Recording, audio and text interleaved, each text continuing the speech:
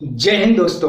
कैसे हैं आप लोग? अच्छे होंगे, स्वस्थ होंगे, बढ़िया से पढ़ रहे होंगे और देश दुनिया की खबरों से रूबरू हो रहे होंगे।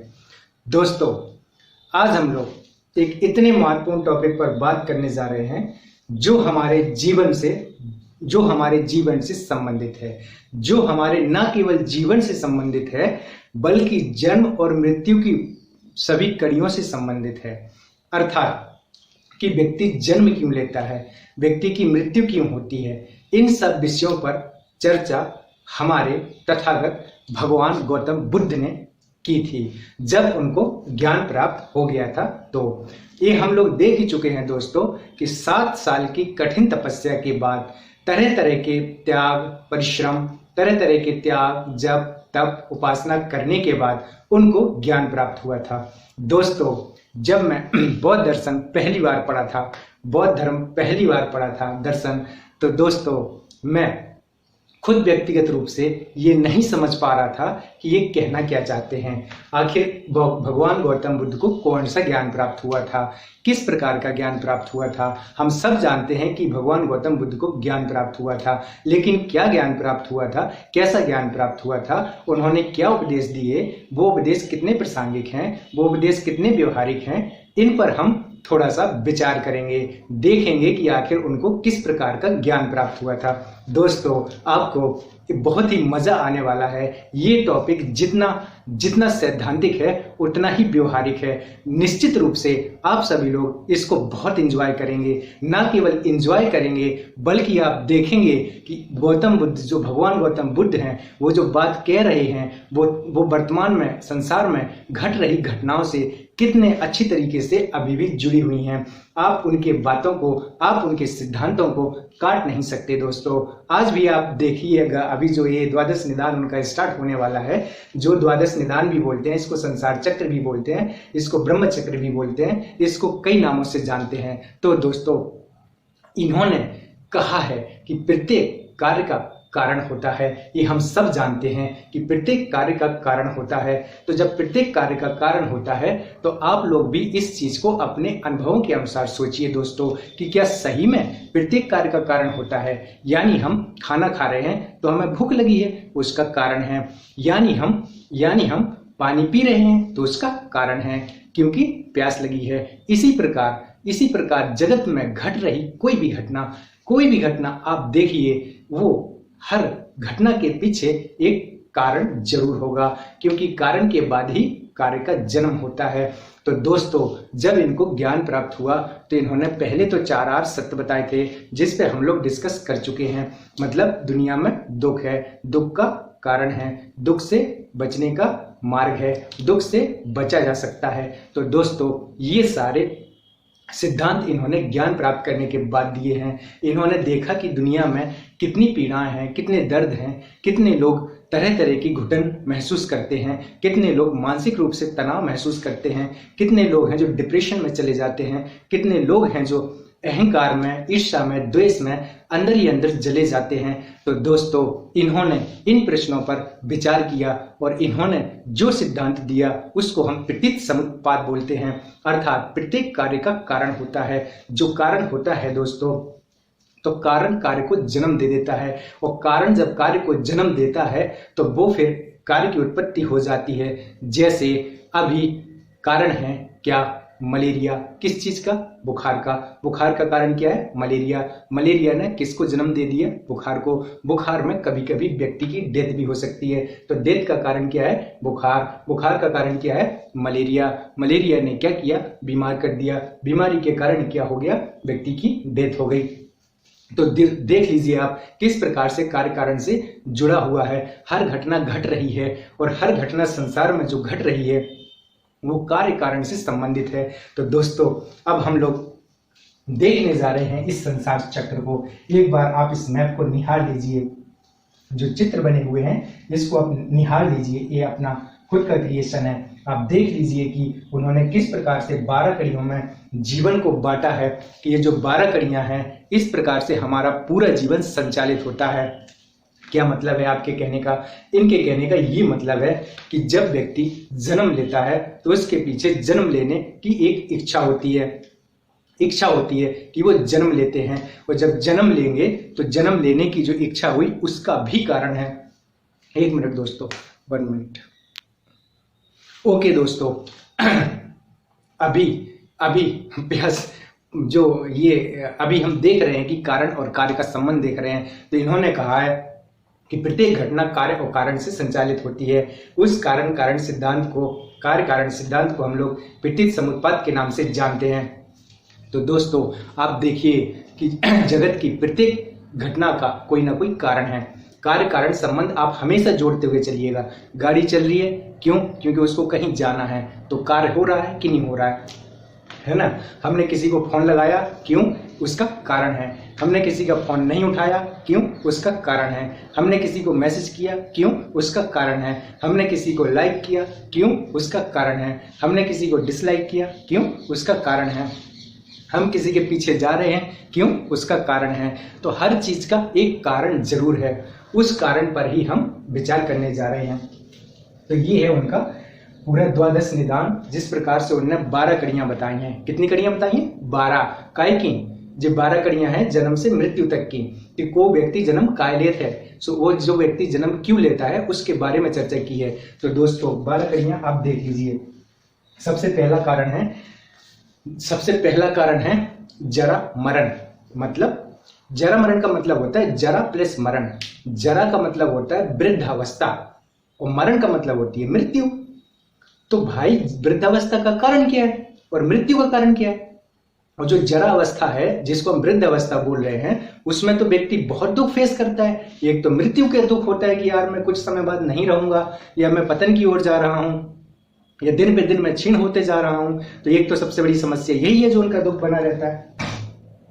दूसरा निराशा देखो, निराशा देखिए आप, रोग है, निराशा है, शोक है, उदासी है। ये चीजें जो हैं ये क्या हैं? जरा मतलब वृद्ध अवस्था में जब व्यक्ति के पास ज्यादा कुछ करने के लिए नहीं रह जाता है, 55-60 क्रॉस कर जाते हैं, तो आप देखिए कि उनकी मन स्थिति कैसे हो जाती है। सबसे बड़ा दुख तो यही है कि मृत्यु होने वाली है, कुछ समय बाद हम इस देश काल में नहीं रहेंगे। दूसरा निराशा है, हताशा है, तरह तरह की चीजें हैं। 1 मिनट दोस्तों, गला बहुत सूख रहा है। 1 मिनट दोस्तों। तो दोस्तों हम लोग देख रहे हैं क्या? जरा मरण। तो जरा मरण का, जरा का मतलब वृद्ध अवस्था, जरा का मतलब वृद्ध अवस्था, और मरण का मतलब मृत्यु। तो जरा और मरण अर्थात जन्म और मृत्यु। तो जन्म और मृत्यु के पीछे रीजन क्या है? What is the reason of death? तो what is the reason behind of that? So we need to discuss and we need to focus on this type of point. Okay, देखो अगर व्यक्ति का जन्म नहीं होता तो वह बूढ़ा भी नहीं होता, और अगर उसका बूढ़ा नहीं होता तो उसकी मृत्यु भी नहीं होती। तो पहला रीजन क्या है? पहला रीजन है वृद्ध अवस्था का जन्म लेना। तो वृद्ध अवस्था का और मृत्यु का कारण क्या होगा? जन्म लेना। अगर वो जन्म ही नहीं लेता तो उसकी मृत्यु भी नहीं होती। तो फिर जन्म लेने का कारण क्या है? जन्म लेने की इच्छा। जन्म लेने की इच्छा आप देखिए ना, ये जरा मरण है, ये जरा मरण है, अर्थात ये जरा मतलब वृद्धा और मरण मतलब मृत्यु। तो जाति, तो जन्म लेने का, जन्म लेना, इन्होंने जन्म लिया क्यों? लिया क्यों जन्म? क्योंकि जन्म लेने की इच्छा है। क्या है? इच्छा है जन्म लेने की। तो जब जन्म लेने की इच्छा है तो क्या हो गया? जन्म हो गया। अर्थात भव के पीछे जो रीजन है वो जाति है। जाति मतलब जन्म, और जन्म क्यों लिया? क्योंकि जन्म लेने की इच्छा है। तो जब प्रत्येक कार्य का कारण होता है तो फिर जन्म लेने की जो इच्छा है उसका भी तो कारण होगा। बिल्कुल होगा, क्यों नहीं होगा? जन्म लेने की इच्छा अपने आप तो आनी जाएगी, उसका भी एक कारण जरूर होगा। तो जन्म लेने की इच्छा के पीछे क्या कारण है, इसको हम देखते हैं। जन्म लेने की इच्छा के पीछे कारण है संसार की वस्तुओं से चिपके रहना। संसार में इतनी सारी सुख भोगने वाली वस्तुएं हैं, उनसे चिपके रहना। रसगुल्ला अच्छा लग रहा है तो रसगुल्ला खाने का मजा लेना, है ना? बाहर घूमने जाना अच्छा लग रहा है तो उसको घूमने जाने का मजा लेना। आंखों को कोई वस्तु सुख दे रही है, ओके, आंखों को कोई वस्तु सुख दे रही है तो बार बार हमारी आंखें उस चीज को देखेंगी। आपने देखा होगा जब आप YouTube खोलते होंगे या WhatsApp पे रहते होंगे या Facebook पे रहते होंगे, वहां पे तरह तरह की फोटो आती होंगी, तरह तरह की वीडियो आती होंगी। अब आपकी आंखें किस वीडियो की ओर भाग रही हैं? Imagine just we need to consider, we need, मतलब इसको हमें बहुत ध्यान से देखने की जरूरत है, अपने आप को, किसी दूसरे को नहीं, अपने आप को देखने की जरूरत है। आप जब भी फेसबुक खोलते हैं, व्हाट्सएप खोलते हैं, या जो भी आप सोशल मीडिया यूट्यूब खोलते हैं, तो आपके सामने जो वीडियो आ रही हैं वो वीडियो आपके इंटरेस्ट के अकॉर्डिंग आ रही हैं कि आप क्या चीज देखना चाहते हैं। आप नौटंकी देखना चाहते हैं कि आप रामलीला देखना चाहते हैं कि आप रासलीला देखना चाहते हैं, जो भी आप देखना चाहते हैं उसी से रिलेटेड वीडियो आपके आसपास घूमेंगी। क्योंकि जो आर्टिफिशियल इंटेलिजेंस होता है, कृत्रिम इंटेलिजेंसी होती है, कृत्रिम बुद्धिमत्ता होती है, वो तो आपको जान गई कि आपका इंटरेस्ट क्या है। तो जब वो आपको जान गई कि आपका इंटरेस्ट क्या है, तो वैसे ही विषय आपकी तरफ लाएगी, वो वही वीडियो लाएगी, वही इमेज लाएगी।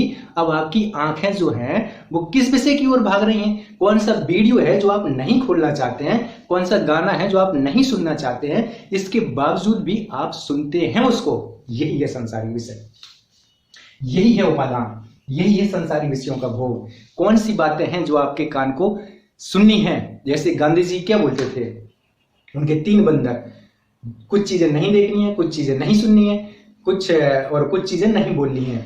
लेकिन दोस्तों, जो हमारे कान है ना वो क्या सुनना चाहते हैं, जो हमारी आंखें हैं ना वो क्या देखना चाहती हैं, जो हमारे हाथ है ना वो क्या छूना चाहते हैं, जो हमारे मुंह है वो क्या बोलना चाहता है, वही चीज देखिए कि जन्म लेना,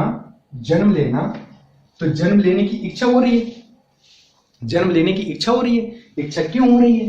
क्योंकि हमें सांसारिक विषयों से चिपके रहना है। वो गाना सुना आपने, अब है नींद कहाँ, अब है चैन किसे, ये गाना देखिए आप। अब है नींद कहाँ, अब है चैन किसे, है ना। मिलने की तुम कोशिश करना, वादा कभी ना करना, वादा तो टूट जाता है। ये सब चल क्या रहा है? ये सब वही चल रहा है, ये सब वही चल रहा है। ये संसार के विषयों के प्रति आसक्ति जो है वही चल रही है। आप बताओ कितना प्रैक्टिकल है, कितना प्रैक्टिकल है। तुझे ना देखूं तो चैन मुझको आता नहीं है, और मुझे तेरे सिवा कोई और भाता नहीं है। What is the matter, what is the matter behind of that particular things, why we are saying that something, तुझे ना देखूं तो चैन मुझे आता नहीं है और मुझको तेरे सिवा कोई भाता नहीं है। यही तो सांसारिक विषय है, इन्हीं से तो आसक्ति है, इन्हीं से तो आसक्ति है, इसीलिए तो जन्म हो रहा है। सांसारिक विषय है तभी तो जन्म लेने की इच्छा हो रही है, क्योंकि तुझे ना देखूं तो चैन मुझे आता नहीं है और मुझको तेरे सिवा कोई और भाता नहीं है। अगर कोई और भा ही नहीं रहा है तो बताओ जन्म तो लेगा ना वो। 1 मिनट, बहुत रीटेक लेने पड़ रहे हैं आज तो, मुंह सूख रहा है बार बार बहुत ज्यादा, पता नहीं क्यों। तो दोस्तों देखो, सबसे पहले व्यक्ति बूढ़ा होगा, क्यों? क्योंकि वो जन्म लेगा। जन्म क्यों ले रहा है? क्योंकि जन्म लेने की इच्छा हो रही है उसकी। लेकिन अब वो इच्छा क्यों हो रही है? क्योंकि वो संसार के विषयों का भोग करना चाहता है। संसार के विषयों का जो उसने भोग किया है ना, बार बार भोग किया है, कुछ इंद्रियों से उसको सुख मिला है, वही सुख वो बार बार लेना चाहता है। जब वही सुख बार बार लेना चाहता है तो क्या हुआ? जब वही सुख बार बार लेना चाहता है तो वो संसारिक विषयों से आसक्त होगा। तो ये अब उपादान का कारण क्या है? वो क्यों संसारिक विषयों से चिपके रहना चाहता है? वो क्यों संसार से इतना सारा भोग करना चाहता है? उसके पीछे रीजन है क्या? तृष्णा। उस उपादान का रीजन है, उपादान जो है, उपादान का कारण क्या है? उपादान का कारण क्या है? तृष्णा। तृष्णा का कारण उपादान है, उपादान का कारण भाव है, भाव का कारण जाति है, जाति का कारण जरा मरण है। तो तृष्णा क्या है? तृष्णा है शब्द, स्पर्श, रंग आदि का भोग। शब्द, रंग, रूप आदि का भोग, यही तो है। मुझे कुछ शब्द अच्छे लगते हैं, वो मैं सुनना चाहता हूं। मुझे कुछ रंग अच्छा लगता है, मुझे कुछ रूप अच्छा लगता है, वो मैं देखना चाहता हूं। यही तो है तृष्णा, यही तो है सुख भोग करने की लालसा, यही तो है हमारी कामनाएं। तो फिर तृष्णा का कारण क्या है? तृष्णा का कारण है वेदना। अर्थात कुछ वस्तुओं से हमें इंद्रिय अनुभवों से सुख मिला था, कुछ इंद्रिय अनुभव से दुख मिला था। लेकिन जो इंद्रिय अनुभव से सुख मिला था वही अनुभव हम बार बार लेना चाहते हैं, वही अनुभव हम बार बार करना चाहते हैं। तभी तो जाकर के तृष्णा बढ़ेगी, और तृष्णा बढ़ेगी तो उपादान, और उपादान का कारण उपादान का कारण ऊपर भव, और भव का कारण ऊपर जाति, और जाति का कारण ही है, जन्म का कारण है कि हम वृद्ध हो रहे हैं और हमारी मृत्यु हो रही है। हम वृद्ध हो रहे हैं और हमारी मृत्यु हो रही है। ना तो जन्म होता, ना हम वृद्ध होते, ना हमारी मृत्यु होती।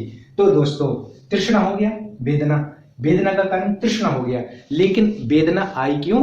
वेदना मतलब सुख अनुभूति इंद्रियों को मिला कैसे? सुख अनुभूति इंद्रियों को इसलिए मिला क्योंकि जो हमारी इंद्रियां है ना, 5 ज्ञान इंद्रियां हैं हमारी, आंख, कान, नाक, जीभ, त्वचा।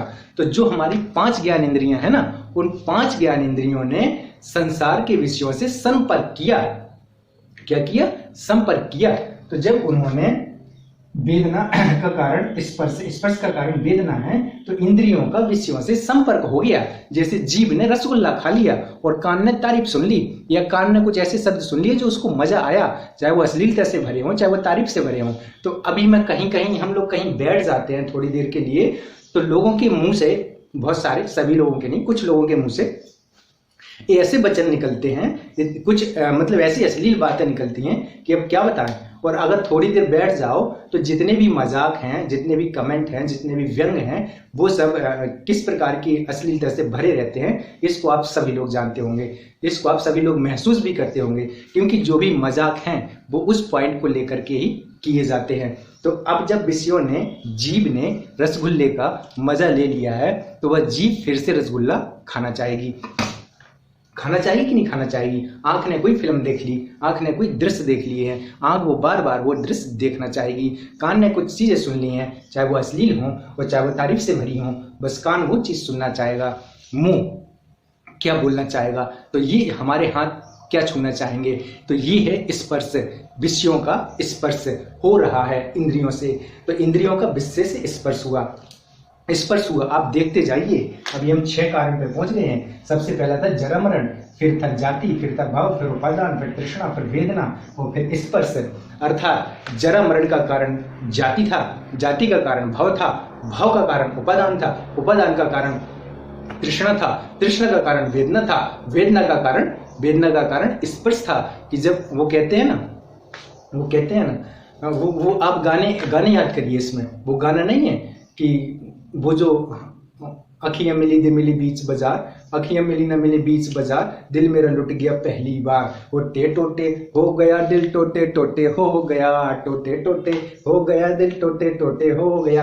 ये देखो, अखियां मिली ना मिली बीच बाजार, अखियां मिली हैं, अखियां मिली नहीं मिली हैं, अखियां तो मिली हैं। अखियां मिली ना मिली बीच बाजार, दिल मेरा लुट गया पहली बार, टोटे टोटे हो गया दिल, टोटे टोटे हो गया। ये देखो, टोटे टोटे हो रहा है कि नहीं हो रहा है? यही तो है, इंद्रिय का विषय से संपर्क हो रहा है। आंख ने किसी वस्तु को देखा है, किसी विषय को देखा है, उस विषय के पीछे वो आंख भाग रही है। आंख मतलब आंख थोड़ी ना भाग रही, पूरा शरीर भाग रहा है ना? अपने अपने अनुभव याद करिएगा। वो पूरा शरीर भाग रहा है उसका, किसके पीछे? विषय के पीछे। जिस आंख ने उस विषय को देखा, उसके पीछे भाग रहा है। आए दिन हम इतने अपराध देखते हैं समाज में, देश काल में इतनी घटनाएं घट रही हैं, तो इसलिए घट रही ना कि हमारे ऊपर कंट्रोल नहीं है, हमारे ऊपर कंट्रोल नहीं है, क्योंकि अपराध करने वाला कोई मंगल ग्रह से तो उतरता नहीं है, ना ही चंद्रयान से आता है, ना ही वो बृहस्पति से आता है, ना ही शुक्र से आता है, ना ही अरुण से आता है, ना वरुण से आता है, ना प्लेटो से आता है ना किसी दूसरी आकाशगंगा से आता है। वो कहीं इधर ही उधर ही तो रहता है। तो क्यों रहता है? इसको आप देख रहे हैं कि जाति जन्म लिया इसलिए मृत्यु हो रही है, जन्म लेने की इच्छा हुई इसलिए जन्म लिया। जन्म लेने की इच्छा क्यों हुई? क्योंकि वो संसारिक विषयों में लिप्त रहना चाहता है। संसारिक विषयों में लिप्त क्यों रहना चाहता है? क्योंकि उसने उन विषयों का भोग किया था, उससे खुशी मिली थी, उसी भोग को वो बार बार करना चाहता है। क्यों करना चाहता है? क्योंकि अब इसका वेदना का कारण क्या था? वेदना का कारण था स्पर्श, की हमारी इंद्रियों का विषयों से संपर्क हो गया था। जब इंद्रियों का विषयों से संपर्क हो गया था, तभी तो वो मूवी देखिए आप, किसी नजर को तेरा इंतजार आज भी है। अरे भैया, कितने जन्म लोगे उसके लिए? कितने जन्म लोगे? क्योंकि हमारा धर्म दर्शन, जो दर्शन है वो यही तो बोलता है, हमारे जो भारतीय दर्शन है वो यही तो बोलता है कि जीवन का उद्देश्य मोक्ष प्राप्त करना है, अर्थात जरा मरण की प्रक्रिया से मुक्त होना है। और तुम तो बोल रहे हो किसी नजर को तेरा इंतजार आज भी है। तो आज भी इंतजार कर रहे हो, कई जन्म लोगे फिर भी इंतजार करते रहोगे। तो नजरों को बदलो, अपनी नजरों को सुधारो, है ना, इंतजार मत करो, मोक्ष प्राप्त करो। इधर आप भगवान गौतम बुद्ध मुक्त करते हैं सभी बंधनों से। शिक्षा तो वही है जो आपको सभी बंधनों से मुक्त कर दे। स्पर्श हो गया, जब इंद्रियों का स्पर्श हुआ तो क्यों हुआ? अगर इंद्रियां ही नहीं होती तो स्पर्श भी नहीं होता, लेकिन स्पर्श तो हो रहा है, अर्थात इंद्रियां बन गई हमारी। तो जब इंद्रियां बनी इसलिए स्पर्श हो रहा है। तो स्पर्श क्यों हो रहा है? क्योंकि स्पर्श का कारण है, स्पर्श कारण है, स्पर्श कारण है किसका? सनातन का। सनातन कार्य है, अर्थात सनातन का जो कारण है वो स्पर्श है। क्यों? क्योंकि स्पर्श जब इंद्रियां आई और फिर सनातन क्या है? 5 ज्ञान इंद्रियां प्लस मन, और 5 ज्ञान इंद्रियां प्लस मन बनेगा तो उसको हम सनातन कहते हैं। तो सनातन का कारण क्या है? सनातन का कारण क्या है? सनातन का कारण है नाम रूप। नाम रूप क्या है? अब वह स्थिति है जब व्यक्ति मन और शरीर के स्तर पर पहुंच जाता है, उसको हम नाम रूप कहते हैं। तो नाम रूप का भी तो कोई ना कोई कारण होगा, कारण होगा। उसका कारण है विज्ञान, अर्थात चेतना की अवस्था है। जब बच्चा गर्भ में होता है, शिशु होता है, माँ के गर्भ में होता है, उस स्थिति को हम विज्ञान कहते हैं। तो नाम रूप क्या है? मन और शरीर का विकास है। तो मन और शरीर का विकास, मन और शरीर का जो विकास हुआ उसका कारण क्या है? सनातन। सनातन उसका कारण है। तो नाम रूप का कारण सनातन है। तो नाम रूप जो है वो किसका कारण है? विज्ञान का कारण है। तो जो विज्ञान है, विज्ञान क्या है? वो प्रारंभिक अवस्था है शिशु की, जब वो माँ के गर्भ में रहता है, यहाँ पे चेतन अवस्था है। तो ये है कार्य कारण संबंध। लेकिन जब विज्ञान है वो गर्भ में पहुंचा ही क्यों? गर्भ में उसको पहुंचने की जरूरत क्या पड़ गई? गर्भ में बच्चा क्यों पहुंचा? गर्भ में बच्चा इसलिए पहुंचा क्योंकि बच्चे के अंदर पहले की कुछ प्रवृत्ति पड़ी हुई है, पूर्व जन्म की, इसके पहले जन्म की कुछ प्रवृत्ति पड़ी हुई है, इस जन्म की नहीं। इससे पहले जो जन्म हुआ था उस जन्म में वो संतुष्ट नहीं हुआ था, उसको मोक्ष नहीं मिला था। उसकी जन्मों जन्मों की प्रवृत्तियां हैं, ऐसा भगवान गौतम बुद्ध बोलते हैं। उसकी जन्मों जन्मों की प्रवृत्तियां हैं, उन्हीं प्रवृत्तियों के कारण उसने जन्म लिया। उन्हीं प्रवृत्तियों को बोलते हैं संस्कार। संस्कार अर्थात कहते हैं ना कि पूर्व जन्म के संस्कार बचे रह गए पहले के जन्म के, इसलिए तुमने ये जन्म लिया, तुम ये जन्म सुधार लो तो तुम्हें अगला जन्म तुम्हारा नहीं होगा। जैसे अब देखो भाई, इस देश में, हमारे देश में इतने महात्मा हैं, इतने महापुरुष हैं, और हमारा देश तो महात्माओं और पुरुषों के लिए जाना जाता है। एक में एक गुरु है, हमारे धर्म गुरु हैं, एक में एक हमारे मतलब कि व्याख्याकार हैं, दार्शनिक हैं।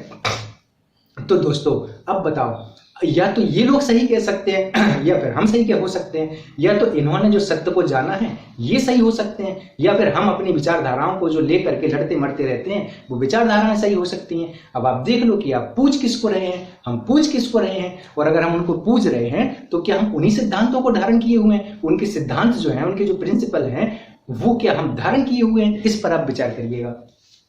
तो संस्कार के कारण व्यक्ति गर्भ में पहुंचता है। संस्कार जो है उसके कारण व्यक्ति गर्भ में पहुंचता है, अर्थात व्यक्ति जब गर्भ में पहुंच रहा है, हर कार्य का कारण है। तो विज्ञान का कारण नाम रूप है, और संस्कार जो है, संस्कार के कारण व्यक्ति का जन्म हुआ। लेकिन जो संस्कार है वो, उसके कारण व्यक्ति गर्भ में पहुंचता है। लेकिन वो संस्कार का कारण क्या है? संस्कार का कारण है अविद्या। अविद्या, क्योंकि अविद्या का मतलब है ज्ञान का अभाव। अविद्या का मतलब है ज्ञान का अभाव, अर्थात ज्ञान का अभाव है, इसलिए व्यक्ति का जन्म हो रहा है। अर्थात अगर उसको मोक्ष मिल जाता, ज्ञान प्राप्त हो जाता, तो उसको मोक्ष मिल जाता, तो उसको जन्म नहीं मिल, तो उसका जन्म नहीं होता। अर्थात जरा मरण कारण हो गया जाति का, जाति कारण हो गया भाव का, जाति जो कारण है, जरा मरण जो कारण हो गया वो जन्म का कारण, जरा मरण का कारण जन्म हो गया, जन्म का कारण जन्म की इच्छा हो गई, जन्म की इच्छा का कारण संसारिक विषयों से चिपके रहने की लालसा हो गई। तो उपादान संसारिक विषयों से चिपके रहने की लालसा हो गई। तो जाति जरा मरण का कारण जाति हो गई, जाति का कारण भव हो गया, भव का कारण भव का, जाति का कारण भव हो गया, भव का कारण उपादान हो गया, उपादान का कारण तृष्णा हो गई, तृष्णा का कारण वेदना हो गई, वेदना का कारण स्पर्श हो गया, स्पर्श का कारण सनातन हो गया, सनातन का कारण नाम रूप हो गया, नाम रूप का कारण मन और शरीर हो गया, और मन और शरीर का कारण विज्ञान हो गया, और विज्ञान के कारण संस्कार हो गया, संस्कार का कारण जरा मरण हो गया। दोस्तों आप ऐसे देख लीजिए, इसको आप ऐसे देख लीजिए कि सबसे पहले क्या हुआ, सबसे पहले हुआ क्या? व्यक्ति अगर बूढ़ा हो रहा है, उसकी मृत्यु हो रही है, तो क्यों हो रही है?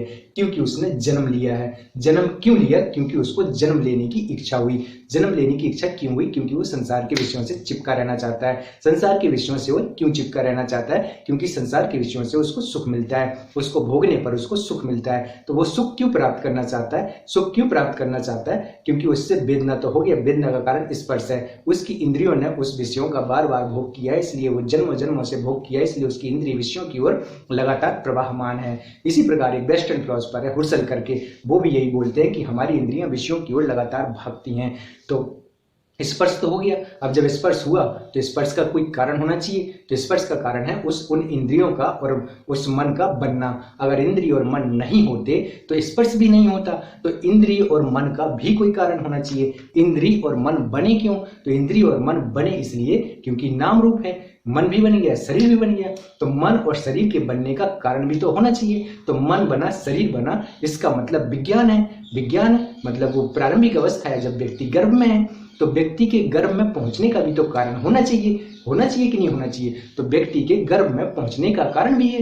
क्या कारण है? संस्कार है, उसके पूर्व जन्म की स्मृतियां हैं, पूर्व जन्म की प्रवृत्तियां हैं, पूर्व जन्म की इच्छाएं हैं। तो पूर्व जन्म की इच्छाएं क्यों बनी रही? उसके संस्कार क्यों बने रहे? संस्कार इसलिए बने रहे क्योंकि उसने ज्ञान प्राप्त नहीं किया, अर्थात अविद्या है। अविद्या के कारण वो जगत जैसा है उसको वैसा नहीं समझ पाया। जगत की सारी वस्तुएं हे हैं, क्षणिक हैं, दुखद हैं। जगत की सारी वस्तुएं हे हैं, क्षणिक हैं, दुखद हैं। उसको वह स्थायी मान लिया, जगत की वस्तुओं को स्थायी मान लिया, सुखद मान लिया, और सुखद मान लिया, परमानेंट मान लिया। तो उनसे विषयों से चिपका वो। लेकिन उसको पता है कि एक दिन सारी वस्तुएं खत्म हो जा रही हैं, क्षण प्रति क्षण खत्म हो जा रही हैं। हम में दिन प्रतिदिन परिवर्तन होते हैं, दिन प्रतिदिन नहीं, क्षण प्रति क्षण परिवर्तन होती है। हम एक ही व्यक्ति से दोबारा कभी नहीं मिल सकते हैं, क्योंकि वही व्यक्ति नहीं है जो अब 1 घंटे पहले था। वो बदल चुका है, उसके सोच विचार हाव भाव सब बदल चुके हैं। ये हमें दिखाई नहीं देता है परिवर्तन, लेकिन परिवर्तन तो हो रहा है, क्षण प्रति क्षण परिवर्तन हो रहा है। तो दोस्तों, ये जो क्षण प्रतिशत परिवर्तन हो रहा है, ये अविद्या क्या है कि जो जगत जैसा है उसको वैसा न समझना अविद्या है। अर्थात अविद्या के कारण ही दुख है। सब लोग मानते हैं कि अविद्या, अधिकांश लोग मानते हैं कि अविद्या के कारण ही दुख है। लेकिन अविद्या क्या है? जो चीजें जैसी हैं उसको वैसा न समझना अविद्या है। जो चीजें जैसी हैं उसको वैसे न समझना अविद्या है। अब देखो दोस्तों, इसको आप एक बार और ध्यान से देख लीजिए। ये जो हमारे जाति जरा मरण है, इनका संबंध भविष्य जीवन से है। इनका संबंध भविष्य जीवन से है। मतलब भविष्य जीवन अर्थात जरा मरण, और जाति, अगर जरा मरण और जाति, इनका संबंध भविष्य जीवन से है। अगर मेरी मृत्यु हो रही है और जन्म हो रहा है तो इसका संबंध भविष्य जीवन से है। और ये 2 ठोर आप देख लीजिए, अविद्या और संस्कार, इनका संबंध अतीत जीवन से है। पहले जीवन के कारण ही मेरा भविष्य जीवन आया, पहले जीवन के कारण ही ये जीवन आया है। अब आप दोस्तों एक चीज और देख लीजिए, ये जितने भी 8 पॉइंट बाकी बचे हुए हैं, इनका संबंध वर्तमान जीवन से है। किस जीवन से? इस जीवन से, वर्तमान जीवन से। जो भी चल रहा है ये अब वर्तमान में जन्म ले चुका है। जब इसने जन्म ले लिया है तो फिर सारी चीजें स्टार्ट हो गई हैं। यही वो जीवन है जब ये इस जरा मरण की प्रक्रिया से मुक्त हो सकता है। अर्थात एक गोला है, ये चक्र है, ये पूरा चल रहा है। इस चक्र से अगर बाहर निकलना है तो भगवान गौतम बुद्ध बोलते हैं कि अगर आप इसी जन्म में मोक्ष पाना चाहते हैं, मुक्ति पाना चाहते हैं, तो आपको कई जन्मों का कर्म इसी जन्म में करना पड़ेगा। क्योंकि ये जो चक्र है ये घूम रहा है, ये ऐसे घूम रहा है, चक्र घूम रहा है। अगर आप इससे बाहर नहीं हुए तो इसी में घूमते रहेंगे। दुख, दर्द, पीड़ा, ये सब चीजें आपको फेस करनी ही है। आप थोड़ी ना करता है। एक बात भगवान गौतम बुद्ध बोलते हैं, जब व्यक्ति अपनी दुर्दशा के लिए दूसरे को दोषी ठहराता है तो समझ लेना चाहिए कि उसमें सुधार की आवश्यकता है। लेकिन जब व्यक्ति अपने दुखों के लिए, अपनी पीड़ाओं के लिए, अपने दुख दर्दों के लिए अपने आप को दोषी ठहराता है तो समझ लेना चाहिए कि उसमें सुधार स्टार्ट हो चुका है। और जब व्यक्ति अपने दुख, दर्द, पीड़ा के लिए किसी को दोषी नहीं ठहराता है, ना तो अपने आप को, ना दूसरे को, तो समझ लेना चाहिए कि सुधार पूर्ण हो चुका है। ये देखिए दोस्तों, वो सोच के स्तर पे कहां पहुंचे थे। ऐसे ही थोड़ी ना कोई भगवान हो जाता है। उनको कुछ चीजें ऐसी प्राप्त हो जाती हैं जो आम मानवीय, सामान्य मानविकी के पास नहीं होती हैं। तो देखिए, ये पूरा चक्र है। 8 का संबंध वर्तमान जीवन से है और ये 2 का संबंध अतीत जीवन से है, अविद्या और संस्कार का। और ये जीवन, भविष्य जीवन का संबंध है, ये जरा मरण और जाति का। तो दोस्तों, इसको आप बड़े ध्यान से देखिए। दुख का कारण अविद्या है। इसको भारतीय दर्शन में न्याय वैशेषिक, सांख्य, शंकराचार्य, गौतम बुद्ध, जैनिज्म सभी मानते हैं। केवल 4 बात को आप छोड़ दीजिए, बाकी अधिकांश मानते हैं कि दुख का कारण अविद्या ही है, और जब तक हम उस अविद्या को से दूर नहीं होंगे दुख बना रहेगा। तो दोस्तों, आप इस चक्र को अपने अनुभवों के अनुसार सोचिएगा। ये पूरे 12 कड़ियां हैं हमारे जीवन की, जन्म से लेकर मृत्यु तक की 12 कड़ियां हैं। प्रतीत समुत्पाद का मतलब यही होता है, एक वस्तु की उपस्थिति से अन्य वस्तु की उत्पत्ति। जैसे मिट्टी है तो मिट्टी की उपस्थिति से घड़े का निर्माण, है ना। प्लास्टिक की उत्पत्ति से चाक का निर्माण। एक चीज की उपस्थिति से अन्य चीज की जब उत्पत्ति होती है उसी को हम बोलते हैं प्रतीत समुत्पाद। अर्थात ऐसा होने पर वैसा हुआ था, है ना। तुमने हमारे ऊपर कमेंट किया था तो हमने तुम्हें एक थप्पड़ मार दिया था, ना तुम कमेंट करते ना वो थप्पड़ मारता। तो हर कार्य का एक कारण है, ऐसा होने पर वैसा होता है। तो दोस्तों, इस चीज को आप अपने अनुभवों के अनुसार देखिएगा। एक बार और 12 के 12 हम देख लेते हैं। सबसे पहले जो है वो जरा मरण है। जरा मरण मतलब वृद्ध अवस्था और मृत्यु। तो वृद्ध अवस्था और मृत्यु क्यों होती है? क्योंकि जन्म हो रहा है। जन्म क्यों हो रहा है? क्योंकि जन्म लेने की इच्छा मतलब भव, भव का कारण उपादान, उपादान का कारण तृष्णा, तृष्णा का कारण वेदना, वेदना का कारण स्पर्श, वेदना का कारण स्पर्श, स्पर्श का कारण सनातन, सनातन का कारण नाम रूप, नाम रूप का कारण नाम रूप का कारण विज्ञान, विज्ञान का कारण संस्कार, संस्कार का कारण संस्कार का कारण संस्कार का कारण अविद्या, और अविद्या है इसीलिए जन्म और मृत्यु है। इसीलिए जन्म हो रहा है, जरा मरण इसीलिए हो रहा है क्योंकि अविद्या है। Thank you very much. Like, share and subscribe.